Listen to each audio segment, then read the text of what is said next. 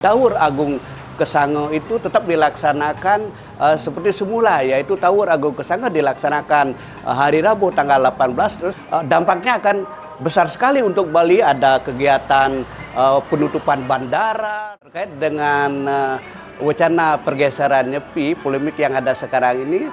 Sebagai ketua umum, sudah barang tentu mengimbau kepada warga paling tidak bisa memberikan edukasi atau literasi dengan kepada sebutan yang lainnya, memberikan pemahaman bahwa sudah final dari keputusan itu, bahwa Sabo Pandita sudah memutuskan tidak ada perubahan sesuai dengan sastra-sastra yang ada. Berarti tugas kita sebagai umat yang selalu menerapkan ajaran sastra itu sendiri, kebenaran itu sendiri, ayo kita bersama saling bahu-membahu membantu dari PHD pusat untuk menyebarkan informasi ini, bahwa keberadaan atau pelaksanaan Hari Suci Nyepi yang diawali dengan Tawur Agung Kesango itu tetap dilaksanakan seperti semula, yaitu Tawur Agung Kesango dilaksanakan hari Rabu tanggal 18, terus besoknya pelaksanaan Hari Suci Nyepi itu dilaksanakan tanggal 19 dan besoknya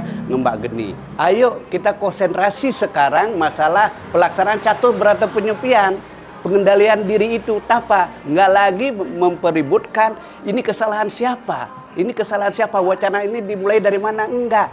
Ini udah final, ayo kita memulai, tinggal menunggu surat edaran atau surat keputusan, go ahead, jalan. Kita harus menghormati bahwa pelaksanaan Hari Suci Nyepi itu harus dilaksanakan secara kipat, pelaksanaan catur berata penyepian.